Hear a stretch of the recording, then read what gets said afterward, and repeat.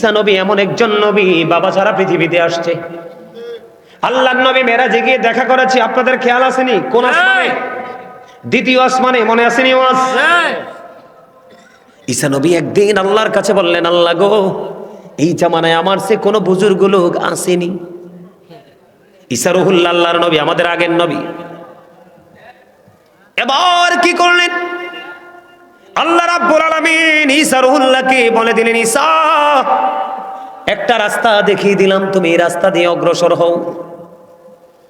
এবার বন্ধু ঈসা রুহুল্লাহ ওই রাস্তা দিয়ে অগ্রসর হতে লাগলেন। আল্লাহর অর্ডারে বন্ধু হাঁটতে শুরু করলেন। হাঁটতে হাঁটতে হাঁটতে হাঁটতে হাঁটতে হাঁটতে বন্ধু কিছু দূর চলে গেলেন। যাওয়ার পরে যাইয়া দেখলেন রাস্তার মধ্যখানে বিশাল বড় একটা পাথর। পাথরটার রং ছিল বন্ধু সাদা। পাথর দেখার পরে রে এবার ঈসা রুহুল্লাহ একটু আশ্চর্য হয়ে গেলেন। মালিক, অর্ডার তো তুমি দিয়েছো, কিন্তু এই পরিস্থিতি কেন গো? আমার আল্লাহ একটা ডাক দিয়ে বললেন, ঈসা রে, তোমার হাতে যে লাঠি, তোমার হাতে যে আশা আছে রে, ওই লাঠিটা তুমি পাথরে আঘাত করো। পাথরটাতে আঘাত করা হলো বন্ধু। পাথরের মধ্যে যখন আঘাত করলো, আঘাত করার পরে বন্ধু দেখতে পাইলেন পাথরটা ফাইটা দুইটা টুকরা হয়ে গেল, আলাদা হয়ে গেল। এবার ঈসা নবী চাইয়া দেখলেন ওই পাথরের মধ্যে বসবাস করতেছে জয়ীফ এক বৃদ্ধ লোক। সুবহানাল্লাহ, জোরে বলুন না সুবহানাল্লাহ। সুবহানাল্লাহ। পাথরে কোনো দরজা নাই, পাথরে কোনো জানালা নাই, পাথরে ঢোকার কোনো রাস্তা নাই। এই আশ্চর্য হয়ে গেলেন ঈসা রুহুল্লাহ। আল্লাহ তাৎক্ষণিকভাবে আল্লাহর দরবারে বন্ধু দরখাস্ত করে দিলেন, মালিক, আমি আশ্চর্য হয়ে গেলাম কি দেখে বন্ধু। ঈসা নবীজি ওই জয়ী বৃদ্ধ লোক, যেটা পাথরের মধ্য থেকে দেখা গেল পাথর ভাঙার পরে, বৃদ্ধকে একটা ডাক দিয়ে বললেন, আপনি কে গো? আপনার যে পাথরের মধ্যে বসবাস করেন, এই বসবাসের বয়স কত বছর চলে? এবার ওই বৃদ্ধর জবান খুলে গেল রে। ওই বৃদ্ধ একটা ডাক দিয়ে বলতেছে, আমি যেই পাথরের মধ্যে বসবাস করি, ওই যেই পাথরের মধ্যে বসবাসের বয়স হলো 400 বছর। কত বছর? 400 বছর। এই লোকটা কি জোয়ান না বুড়া? কথা বলেন না কেন বন্ধু? মা বাবাকে ভালোবাসতে জোয়ান বুড়া লাগে না, মা বাবাকে ভালোবাসা সব বয়সে দেওয়া যায়। কারণ পৃথিবীর মানুষের কাছে তুমি বুড়া মুরব্বী, আমি বুড়া হয়ে গেছি, আমার চুল পেকে গেছে, কিন্তু মায়ের কাছে এখনো ছোট্ট সেই সোনামণি। কথা বলেন না কেন? এবার বন্ধু বড়কে ঈসা নবী প্রশ্ন করলেন, আপনার বয়স 400 বছর, এই পাথরের কোনো দরজা নাই, জানালা নাই, আপনি খাবার খান কেমন করে? কয়, আমার খাবার আমার আল্লাহ প্রতিদিন জান্নাত থেকে পাঠায়। সুবহানাল্লাহ। এই যে বুড়োর সামনে কিন্তু জান্নাতি ফল ঈসা নবী দেখতে পেয়েছে। কি পেয়েছে? ঈসা নবী দেখতে পেয়েছে। ঈসা নবী এই বুড়াকে প্রশ্ন করলেন, আপনি যে বুজুর্গি, আপনি যে মর্যাদা, আপনি যে সুন্দর পজিশন পেয়েছেন, এটা কেমনে করে পেয়েছেন? এবার ওই বুড়ার জবান থেকে বের হয়ে গেল, ওই বৃদ্ধ লোকটা বলে দিল, এই বুজুর্গি, এই ক্ষমতা পেয়েছি আমি আমার মায়ের ভালোবাসা দেওয়ার কারণে। সুবহানাল্লাহ। পৃথিবীতে যত স্টার হয়েছে, যত বড় হয়েছে, প্রত্যেকটার ইতিহাস খুঁজে দেখেন, সবগুলো মা বাবার প্রেমিক। মা বাবার প্রেম ছাড়া আপনি রাসূলকে তো রাজি করতে পারবেন না, রাসূলও তো রাজি হবে না। মৃত্যুর সময় আপনার জবানে কালেমা আসবে না। এটা বড় শক্ত জিনিস। মা বাবাকে আদর করা, ভালোবাসা ফরজ। তাদেরকে কষ্ট দেওয়া কি হারাম? তাদেরকে কষ্ট দেওয়া কি হারাম? আমরা কি তাদেরকে কষ্ট দিব? কথা বলেন, দিব? কখনোই আমরা তাদেরকে কষ্ট দেব না। সম্মানিত উপস্থিতি, অনেক লম্বা সময় হয়ে গেছে, আর আলোচনা করব না। এখন এতক্ষণ যে কালেকশন করছিলেন কি জন্য? আপনারা অনেকেই দিতে পারেন না, আমি বললে কি একটু দিবেন মসজিদে? যার যার তৌফিক অনুযায়ী দিবেন না, না চলে যাবেন? আমরা যদি কেউ বলেন যে হুজুর আমি দিতে পারিনি, আপনার কাছে দিব, তাইলে বলবো, নাইলে দোয়া করে দিব।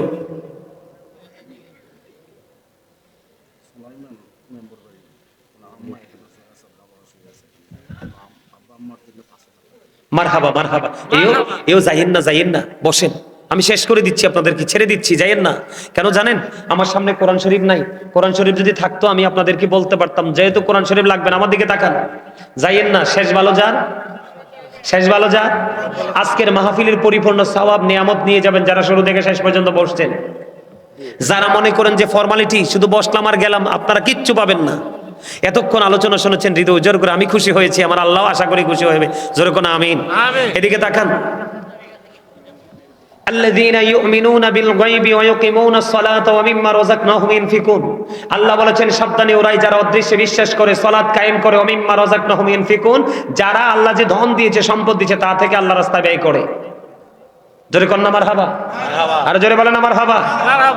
এইও আমার দিকে তাকান, আমিও তো গুনাহগার। আমার গ্রামের 32 বছরের পুরনো একটা মসজিদ মাত্র 5 মাসে আমি কমপ্লিট করে ফেলেছি। কয় মাস? মাত্র 5 মাসে। আমার সাথে আমার ভালোবাসার কিছু মানুষ যুক্ত ছিল। 32 বছরের পুরনো মসজিদ, আশেপাশে অনেক বিল্ডিং হয়েছে, কিন্তু মসজিদে 10 টাকা কেউ দেওয়ার। আমি যে মসজিদের কাজ আল্লাহ আমাকে দিয়ে গোলামিটা করাইছে, আমি ধরছি 5 মাসে কমপ্লিট করেছি। আপনারা অনলাইন খুঁজে দেখবেন, দেখলে আপনাদের চক্ষু ঠান্ডা হয়ে যাবে। রাতে যদি এই মসজিদের দৃশ্য দেখে মানুষ মনে করে সত্যিকারের এক টুকরো জান্নাত। ডিজাইনটা, লাইটিংটা, এটা পুরোটা আপনার বিদেশের সিস্টেমে করা হয়েছে। সুবহানাল্লাহ বলেন না। কয় মাসে? মাত্র 5 মাসে। কেন করছি জানেন? আমি এখনো মানুষের বাড়িতে ভাড়া থাকি। ভাড়া, আমার নিজের বাড়ি নাই, মানুষের বাড়িতে ভাড়া থাকি। আমার এক ভক্ত প্রশ্ন করেছিল যখন মসজিদ করতেছে, হুজুর আপনি তো অন্যের বাসায় ভাড়া থাকেন, মসজিদ কেন করছেন? আমি উত্তর দিয়েছিলাম, বন্ধুরে তুমি ভাড়া বাসায় থাকলেও আজরাইল আসবে, নিজের ঘরে থাকলেও আজরাইল আসবে। আমার নবীজি বলেছে পৃথিবীর বুকে যে ছোট্ট হোক বা বড় হোক, ছোট হোক বা বড় হোক, যে কোনো মসজিদ বানায় রে, আমার আল্লাহ, আমার নবীজি জানিয়েছেন, আমার আল্লাহ তার জন্য জান্নাতে ঘর সাজায় রাখবে আমার আল্লাহ। সুবহানাল্লাহ। এই জন্য বন্ধু, নিজের বাড়ি যদি কোনোদিন বেঁচে থাকে, মালিক চাই হবে রে, কিন্তু একটা জান্নাতের ঘর বানাইছি, আরো মাদ্রাসা করবো, মসজিদ বানাবো। এই জন্য আমি আপনাদেরকে বলি রে, পৃথিবীর বুকে আমার দিকে তাকান। এলাকায় বন্ধু, আপনাদের এলাকায় ছেলেরা মা বাবার সাথে খারাপ ব্যবহার করেনি? বেশি করে। হ্যাঁ, হুজুরটি আরো বেশি করে।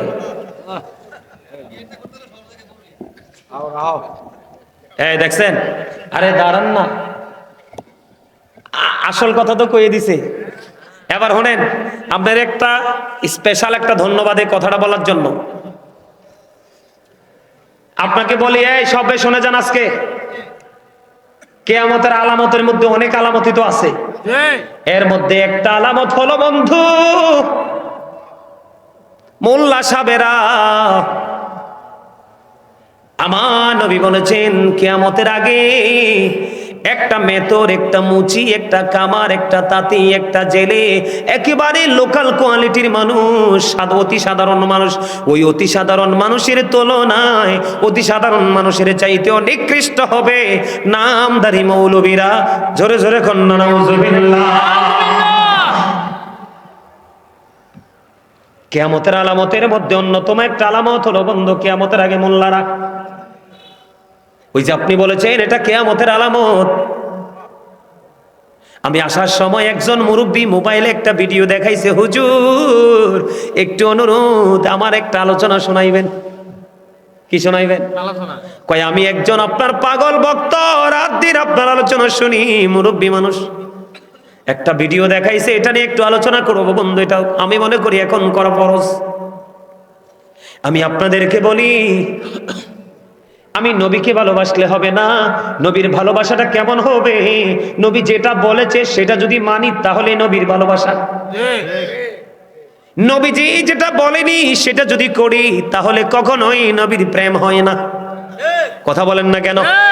মারে সারাদিন বললাম, মা গো, বাবা গো, তোমাকে ভালোবাসি, কিন্তু মা চাইলেও দেই না, বাবা চাইলেও দেই না, এটা ভালোবাসা নি। কিন্তু কিছু বলবো না, মায়ের যখন যেটা প্রয়োজন, বাবার যখন যেটা প্রয়োজন, এটা এনে তুলে দিলাম, এটা হলো প্রকৃত প্রেম। আমি আপনাদেরকে বলি বন্ধু, একটা হাদিস শরীফ ছোট্ট করে শোনেন।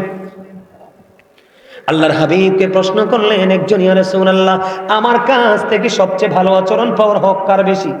আপনার শরীরটা ঘামাইলো কেন? শরীর কি খারাপ? হ্যাঁ, কোনো সমস্যা আছে? আমি কিন্তু এরকম ঘামের মানুষ দেখলে ভয় পাই না। না সত্যি তো, দেখেন না, আমার কিন্তু একটা পড়ছি, এই যে একটা, এই একটা নিচে কত মোটা জুব্বা, এরপরেও কিন্তু আমার ওই রকম গরম লাগে না। কথা কইতে কিন্তু অনেক কষ্ট, জানেননি এটা?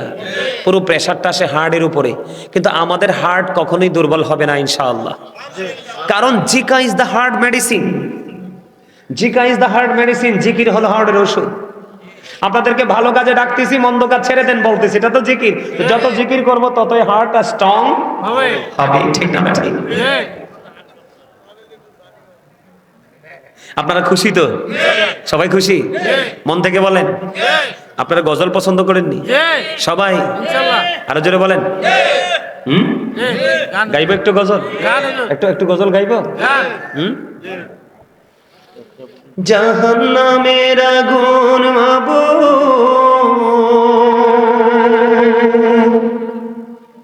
সইতে পারবো না,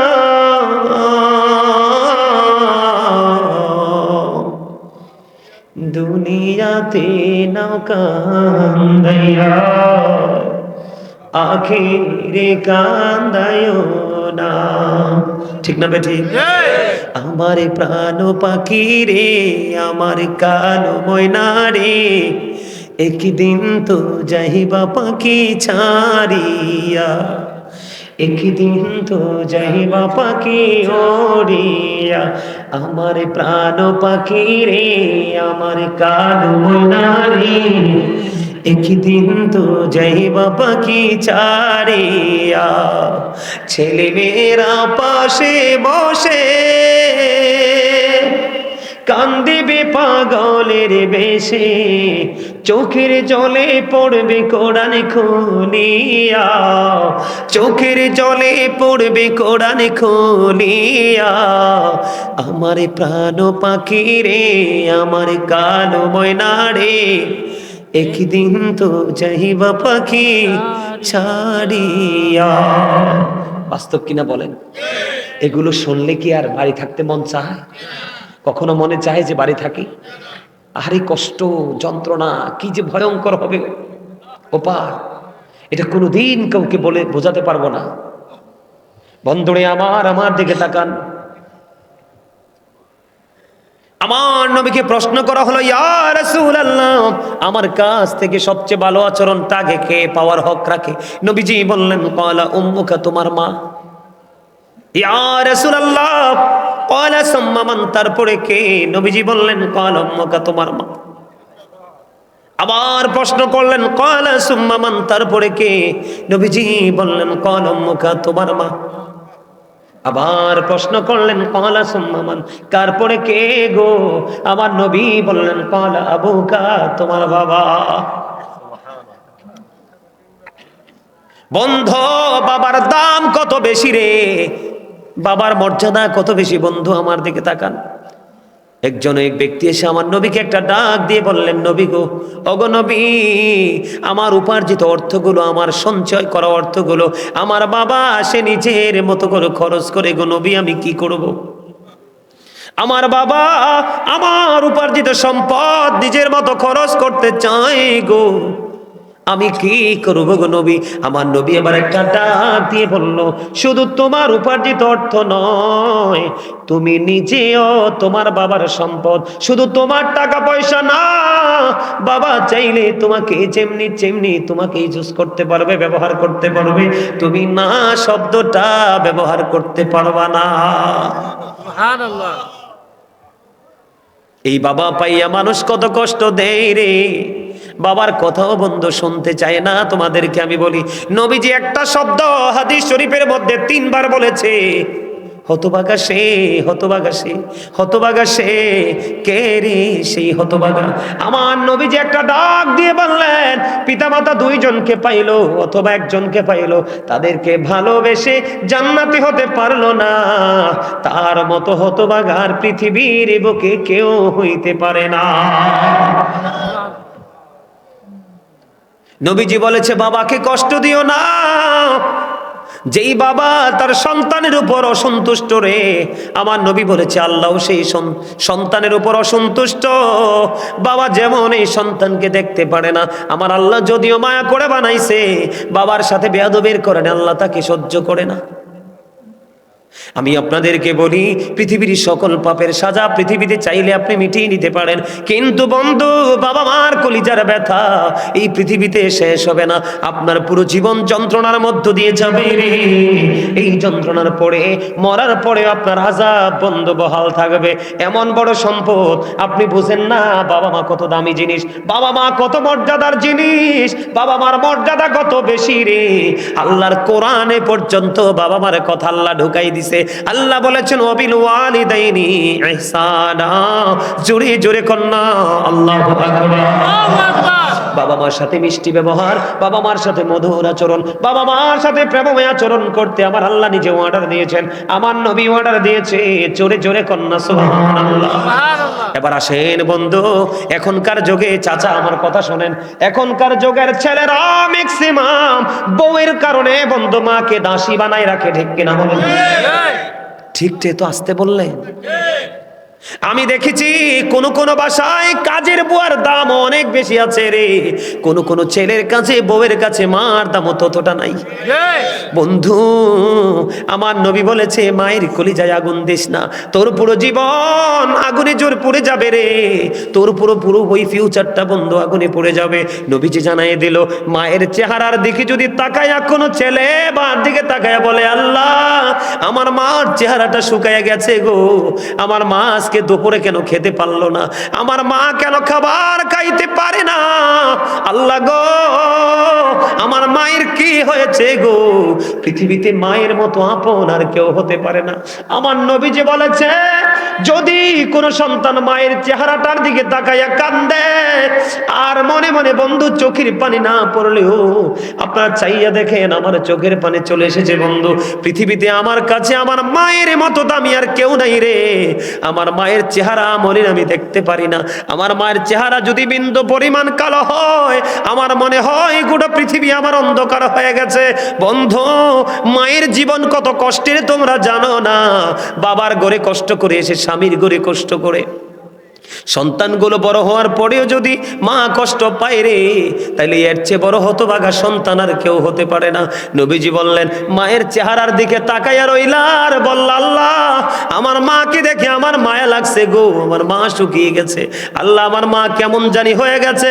আমার নবী ডেকে ডেকে বলে উম্মত রে, ওই মায়েরে ভালোবাসলি আমার আল্লাহ তোর আমল নামার দিকে চাইয়া দেখ, আমার আল্লাহ তোর আমল নামায় হজের সওয়াব ঢুকাইয়া দিছে। জোরে জোরে বলুন না সুবহানাল্লাহ, আর জোরে বলেন না সুবহানাল্লাহ। বন্ধু মায়ের মতো আপন কেউ নাই রে, যার মা নাই বাবা নাই তারে ডাক কেউ দেয় না, সারা রাত তুমি বাইরে থাকো কেউ তোমার খবর নিবে না, একটা বার বলবে না তুমি কোথায় রে। ও বন্ধু পৃথিবীর সব প্রেম হলো স্বার্থের প্রেম, বাবা মার প্রেমে কখনো কোনো স্বার্থ নাই, বাবা মা চায় সব কিছুর বিনিময়ে আমার সন্তান ভালো থাকুক, ঠিক কিনা বলেন? বন্ধুরি আমার মা বাবা নিয়ে আজকে দুইটা অপশন দিয়ে আমি আজকে আলোচনাটা শেষ করব। বন্ধু আমার দিকে তাকান, ও বন্ধু হযরত জুরিস এমন একজন আল্লাহওয়ালা ছিল, এমন একজন বুজুর্গ ছিল, মানুষের ভিড়ে বন্ধু আমল করে তিনি মজা পাইতেন না। লোকালয় থেকে দূরে একটা বুখারী শরীফের হাদিস, লোকালয় থেকে দূরে একটা মাটির হুজরা বানাইলো, হুজরা বানায়া বন্ধু তিনি কি করলেন, ওই হুজরার মধ্যে বসে বসে তিনি আমল করেন। একদিন জুরিস নামাজরত অবস্থায় এবার মা বন্ধু গেলেন, যাইয়া ডাকে বাবা বাবা গো আমি মা এসেছি একটু দেখা করব, কিন্তু জুরিস তো সরল মনা, জুরিস তো নামাজরত অবস্থায়, জুরিস নামাজ চালিয়ে গেল, আল্লাহকে বলে আল্লাহ গো আমি নামাজ পড়বো না, মায়ের ডাকে সাড়া দিব। তিনি নামাজ চালিয়ে গেলেন, মার সাথে দেখা করলেন না, নামাজ শেষ করে বাইরে এসে দেখে বন্ধু মা নাই, চলে গেছে। দ্বিতীয় দিন আবার বন্ধু মা আসলো ওই ছেলে জুরিজের সাথে, ছেলেটা অনেক বুজুর্গ অনেক আল্লাহওয়ালা। দ্বিতীয় দিন আবার আসলো, আসার পরে চাইয়ে দেখে আজকেও জুরিস নামাজরত অবস্থায় বাহিরে এসে মা ডাকে, হুজরাটা ছিল তার বন্ধু মাটি দিয়ে বানানো, মাকে ডাকে রে।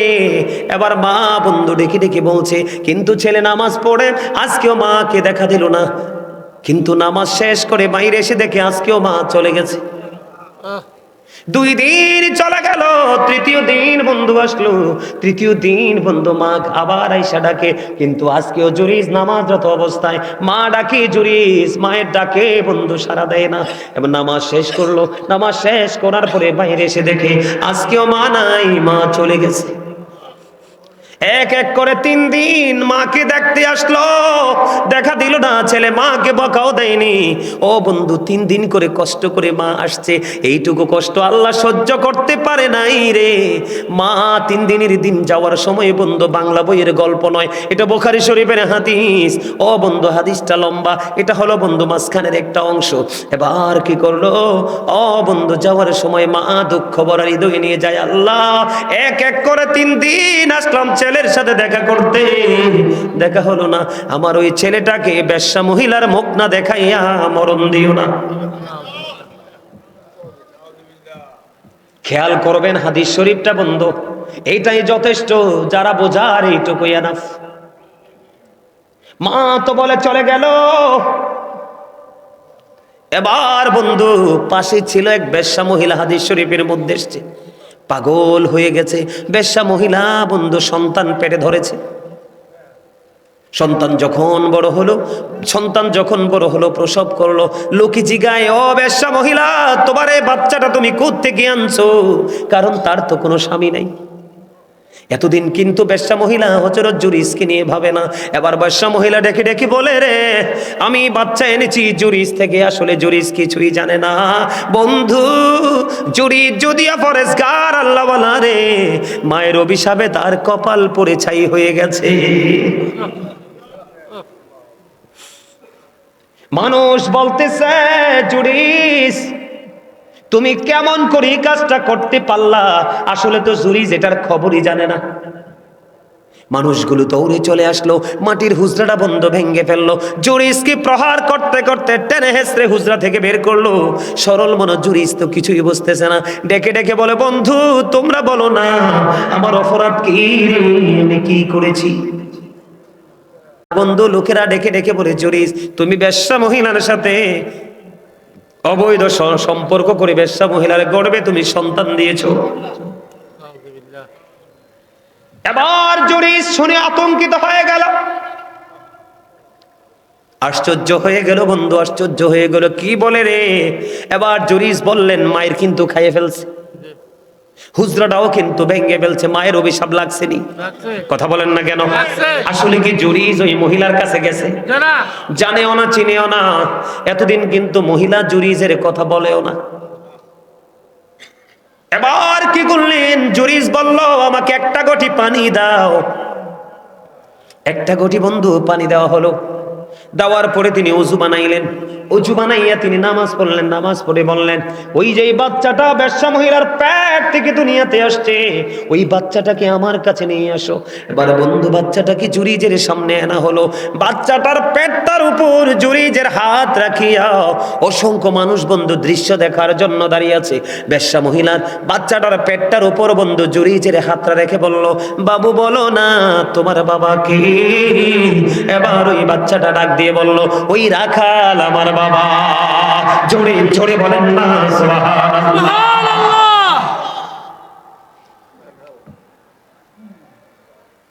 কেমন বুজুর্গ দেখছেন নি জুরিস? আপনি আমি বাচ্চার উপর হাত রাখলে বাচ্চা কথা বলবো নি? মাত্র বাচ্চা পৃথিবীতে আসছে, একেবারে শিশু। যে আল্লাহর ওলি জুরিজের হাতের স্পর্শে ছোট্ট বাচ্চার জবান খুলে যায় রে, ওই বাচ্চা পর্যন্ত মায়ের অভিশাপ দেওয়ার সঙ্গে সঙ্গে গজব থেকে বাঁচতে পারে নাই। এখনকার ছেলেরা আমল নাই, ঈমান নাই, ভালো কোনো কাজ নাই, তাদের উপায়টা কেমন হবে তোমরা বলো?